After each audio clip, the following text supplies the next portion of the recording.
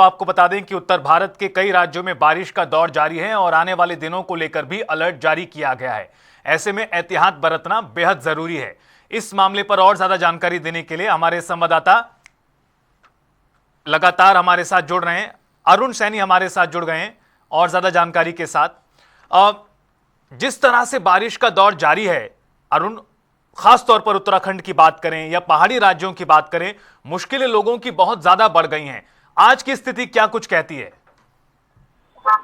देखिए, लगातार से बारिश उत्तराखंड में देखने को मिल रही है। उत्तराखंड के कई जनपदों में बारिश से जो है काफी ज्यादा हो रही है। शहरों बागेश्वर, चंपावत, पिथौरागढ़, उत्तरकाशी, टिहरी, देहरादून, हरिद्वार में भी काफी बारिश जो है वो हो रही है। ऐसे में जिस तरह से अब जो बरसात हो रही है वो जहर बनकर बरस रही है और लगातार लोगों को इससे काफी दिक्कतों का सामना भी करना पड़ रहा है और जनजीवन पूरी तरह अस्त-व्यस्त लोगों का होता हुआ दिखाई दे रहा है। कल भी पूरे दिन बारिश रही और रात में भी बारिश रही, जिससे कई जगहों पर जलभराव की समस्या भी देखने को मिली। देहरादून में भी कई जगहों पर ऐसी स्थिति बन गई जहाँ पर जो लोगों के वाहन गली में खड़े थे वो वाहन पानी के बहाव से बहने लगे। इस तरीके की चीजें भी देखने को मिली और कई कई जगहों पर जलभराव की समस्या भी देखने को मिली। इसी के साथ ही कई जगहों पर सड़कें भी बाधित हुई, लैंडस्लाइड भी हुई। इस तरह से लगातार किसी बारिश होती है तो बारिश में की दिक्कत परेशानी लगातार बनती है। ऐसे में अब जो बारिश अब आगे आगे बढ़ रही है वो काफी नुकसान जो है प्रदेश में कर रही है और ऐसे में लोगों को भी काफी परेशानी हो रही है। इसके साथ ही इसके जो तमाम व्यवस्थाएं हैं बारिश में मानसून को लेकर मुख्यमंत्री दिक्कत निकालने की पूरे अलर्ट मोड पर है और लगातार बैठकें ले रहे हैं। अधिकारियों को भी दिशा निर्देश देने का काम मुख्यमंत्री दिक्कत निकालने कर रहे हैं। सभी को जो अधिकारी हैं प्रबंधन विभाग है सभी को 24 घंटे अलर्ट मोड पर रहने के निर्देश मुख्यमंत्री दिक्कत निकालने में दिए हैं। तो ऐसे में जहाँ पर भी किसी तरीके की दिक्कत परेशानी होगी वहाँ पर तुरंत रेस्क्यू ऑपरेशन चलाया जाए, तुरंत एकदम उपकरण वहाँ पर बिल्कुल, यानी शासन प्रशासन पूरी तरह से अलर्ट है अरुण, और जिस तरह से हालात अगर बिगड़ते हैं तो उस पर भी नजर रखी जा रही है, उसको भी संभालने के लिए टीमें तैनात की गई हैं। बहुत शुक्रिया आपका हमारे साथ जुड़ने के लिए और देहरादून से जानकारी देने के लिए। और अब आपको लेकर चलते हैं शिमला, जहां से हमारे साथ ब्यूरो चीफ विकास शर्मा जी जुड़ गए हैं हिमाचल की जानकारी देने के लिए।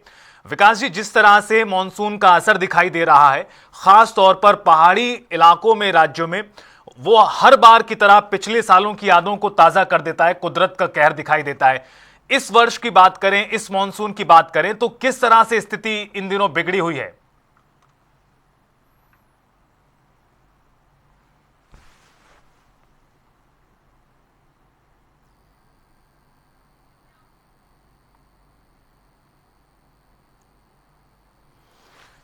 दोबारा रुख करेंगे आपका विकास जी, आपकी आवाज ठीक तरीके से नहीं पहुंच पा रही है।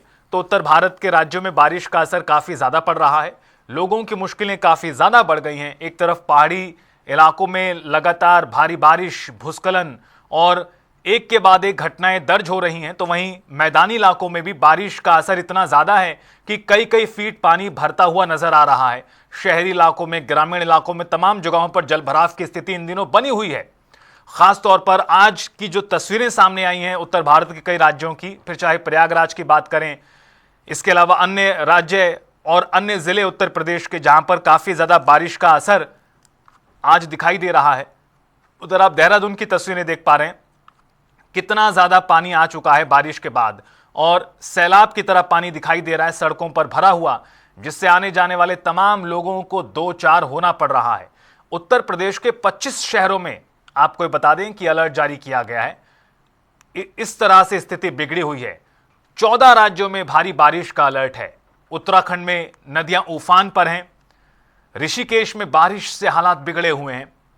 उधर बात करें यूपी के 25 शहरों की, तो लगातार हो रही बारिश से कई जगह जलभराव की स्थिति बन गई है। 8 जिलों में स्कूल तक बंद करने पड़े हैं। इतनी ज्यादा बारिश के बाद जलभराव की स्थिति पैदा हो गई है। प्रयागराज की कॉलोनियों में 4 फीट पानी भर गया है। गाड़ियां, बाइकें पानी में डूबी नजर आ रही हैं। घरों में भी पानी घुस रहा है। लोगों ने बचने के लिए पहली मंजिल का सहारा लिया हुआ है।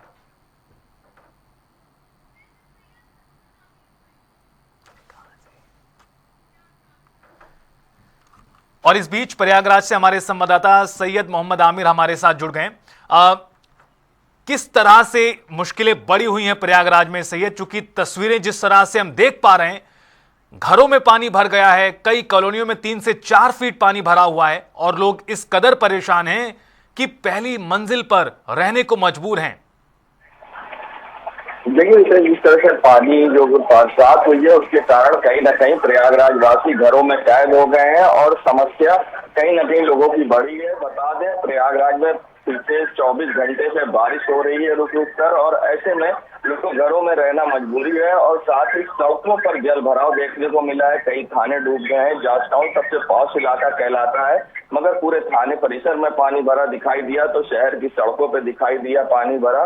बता दें, करैली की 60 फीट रोड पर जहां कभी पानी नहीं भरा वहां भी जलमग्न रोड दिखाई दी और गाड़ियां फंसी दिखाई दी, और इसी तरह से संगम क्षेत्र में नीचे भी पूरी तरह से जल भराव दिखा। नैनी पुराने पुल के एरिया में तो पूरे शहर में कहीं ना कहीं जल भराव की समस्या बनी हुई है, और जिससे काफी स्थिति दयनीय होने कारण लोगों को परेशानी का सामना करना पड़ रहा है। मगर सबसे बड़ी बात यह है कि जिस तरह से मौसम से दस्तक दी है और लगातार पहाड़ी इलाकों में बारिश हो रही है, उसके कारण ये समस्या बढ़ी है। और प्रयागराज में गंगा यमुना का जो जलस्तर है खतरे के निशान से 84.74 पर है, मगर अब उससे महज 4 से 5 मीटर नीचे खतरे के निशान से गंगा यमुना का जलस्तर है। और ये भी एक स्थिति काफी लोगों के लिए तनावपूर्ण है, क्योंकि यहाँ जो निचला इलाका है वहां पर छात्र रहते हैं बगाड़ा व अन्य क्षेत्रों में, जिन्हें अब पलायन करना पड़ेगा, दूसरी जगह पर अपना ठिकाना बनाना पड़ेगा।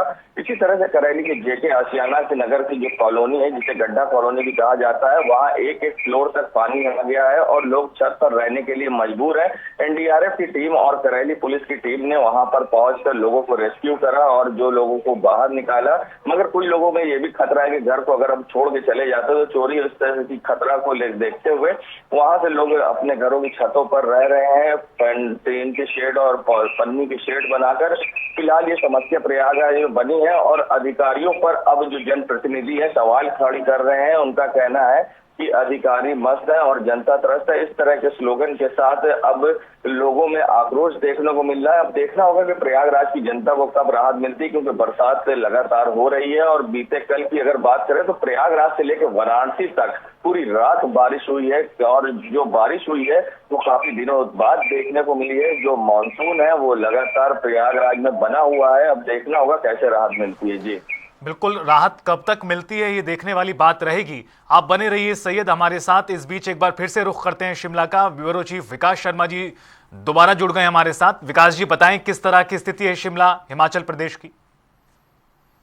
देखिए, हिमाचल प्रदेश में अगर 2023 की हम बात करें तो इस बार इतना नुकसान जो है वो नजर नहीं आता, लेकिन जो 2023 का जिस तरह से नुकसान हुआ था और जगह जगह जो है फ्लैश फ्लड और बादल फटने जैसी घटनाएं हुई थी, जिससे जो निचले इलाके थे उनमें तेजी से पानी भर गया था, ऐसे हालात तो नहीं हो रहे हैं। लेकिन रितेश, फिर भी इस बार मानसून जो है उसकी सक्रियता जो मध्यवर्ती इलाके और जो ऊंचाई वाले इलाके हैं इनमें सबसे ज्यादा इस बार जो है वो मानसून की सक्रियता देखी जा रही है, जिसके कारण लगातार फ्लैश फ्लड जैसी परेशानियां जो हैं वो सामने आ रही हैं और सड़क दुर्घटनाओं में भी इजाफा जो है वहां पर हुआ है।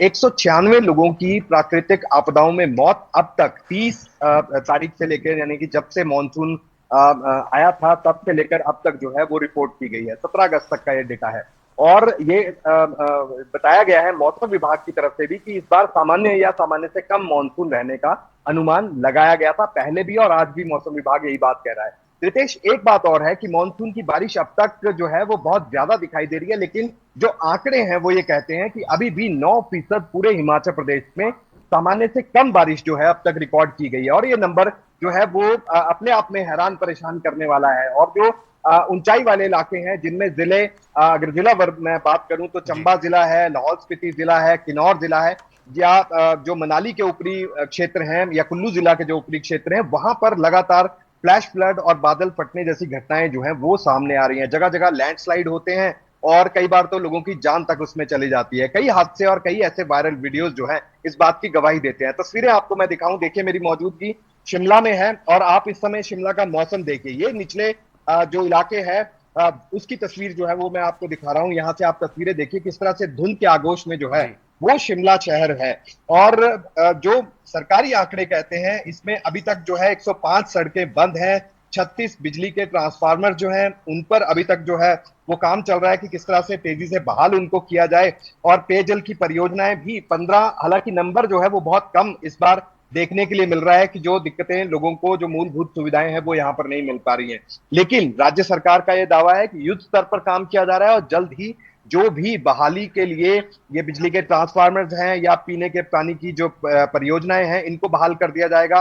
और इसके साथ ही जो सड़कें हैं, पीडब्ल्यूडी विभाग के कर्मचारी लगातार काम कर रहे हैं, अधिकारी नजर बनाए हुए हैं, तो ये जल्द ही इनको भी बहाल कर दिया जाएगा। कुल मिलाकर अभी ऑरेंज अलर्ट जो है वो यहाँ पर जारी किया गया है और इस ऑरेंज अलर्ट के जरिए ये बताया गया है कि आज मध्यवर्ती इलाकों में 3 से 4 ऐसे जिले हैं जहां पर ऑरेंज अलर्ट है। भारी से बहुत भारी बारिश जो है कुछ एक स्थानों पर हो सकती है। निचले इलाकों में भी इसी तरह का मौसम जो है वो बना रहेगा। मध्यवर्ती और ऊंचाई वाले इलाकों में विजिबिलिटी के ऊपर जो है वो फर्क जरूर पड़ेगा, तो इसलिए लोगों को जरूरी एहतियात बरतने के लिए जो है वो यहां पर कहा गया है। सलाह ऐसी राज्य सरकार की तरफ से, मौसम विभाग की तरफ से जो है वो दी गई है। कुल मिलाकर इस बार मानसून में वैसी तबाही तो नहीं हुई जैसी 2023 और 24 में नजर आई थी, लेकिन हाँ इतना जरूर है कि जानें लगातार जा रही हैं, लोग जरूरी एहतियात बरतें, इस बात की अपील लगातार की जा रही है। एनडीआरएफ, एसडीआरएफ की तैनाती जरूरी जगहों पर जो है वो यहां पर दी गई है कि ताकि अगर किसी तरह से कोई आपातकाल जैसी परिस्थितियां बनती हैं रितेश, तो तुरंत मौके पर जो है वो एनडीआरएफ, एसडीआरएफ जो है मौके पर पहुंचे और मोर्चा संभाले।